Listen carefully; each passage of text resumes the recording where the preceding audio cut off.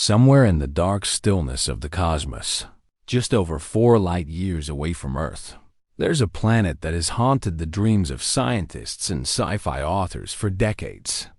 A planet that has always been too close to ignore, yet too distant to truly observe. That is, until now. The James Webb Space Telescope, humanity's most powerful window into the universe, has just delivered its most jaw-dropping image yet. And this time, it's not a galaxy or a dying star. It's a world.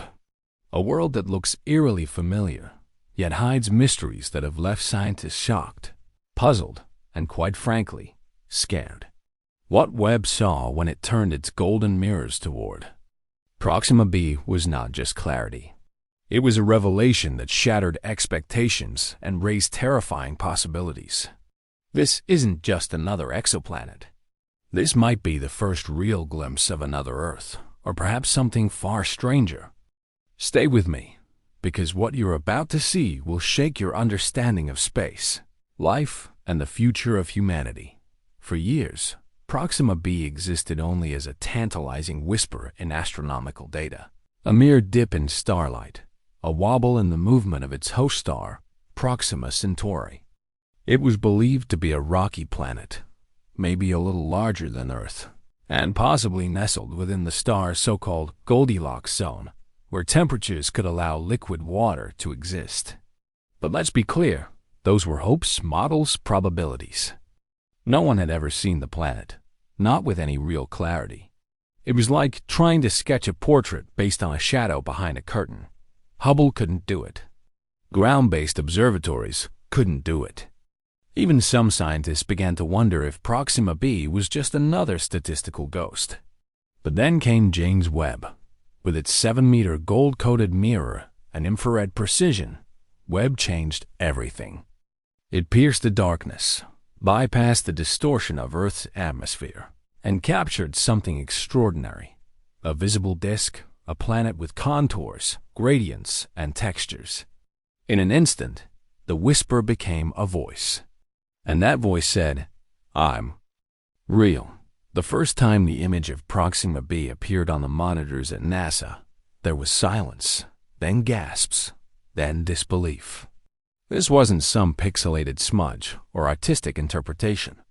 It was an actual photograph, crisp and clean, showing clear atmospheric layers, thermal patterns, and even surface brightness variations that hinted at geological formations. You could almost trace the shape of mountains, follow the curvature of a potential continent, see weather systems swirling like a silent ballet across the dayside of the planet. But that wasn't the most shocking part.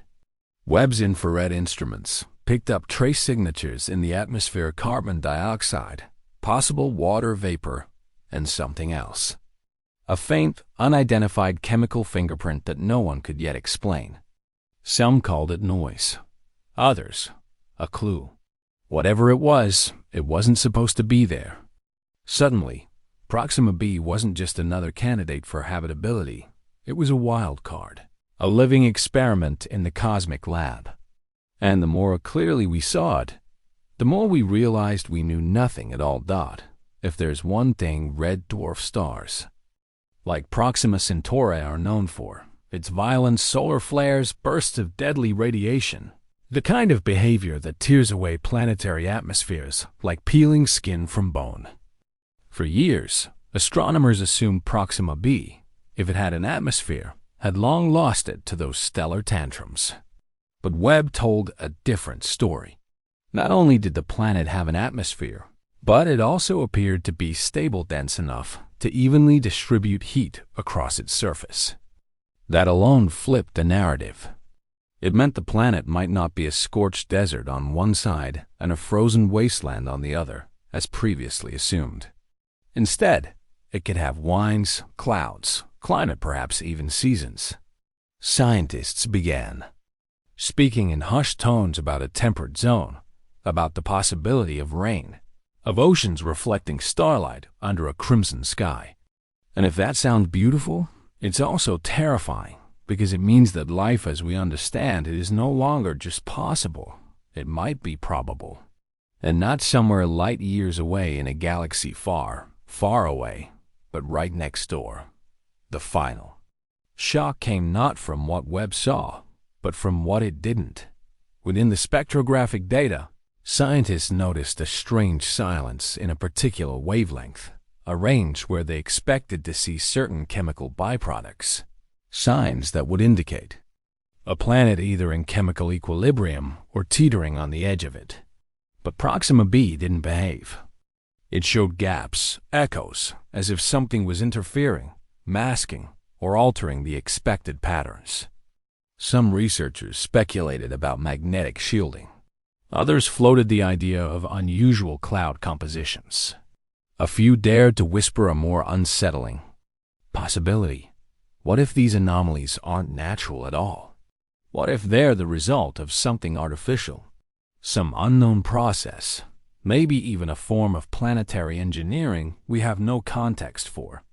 That's when the fear set in.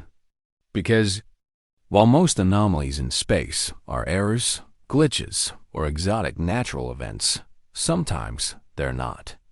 Sometimes they're signals or shadows of something that doesn't want to be seen. As scientists continued dissecting the Webb data, they stumbled upon something so peculiar it nearly halted the analysis entirely. A faint but persistent glow, emanating from Proxima b's night side. Not the thermal emission you'd expect from a slowly cooling surface, not auroras, not reflected starlight. This glow was structured, patterned, and pulsed at intervals that defied natural atmospheric dynamics. It appeared in precisely timed fluctuations mathematically consistent, yet untraceable to any known source.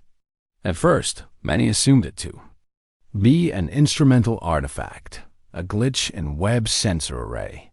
But independent confirmation from multiple observation passes proved it was real. Theories started flying. Bioluminescence from microbial organisms, subsurface geothermal activity, electromagnetic anomalies, but none of those quite fit the profile.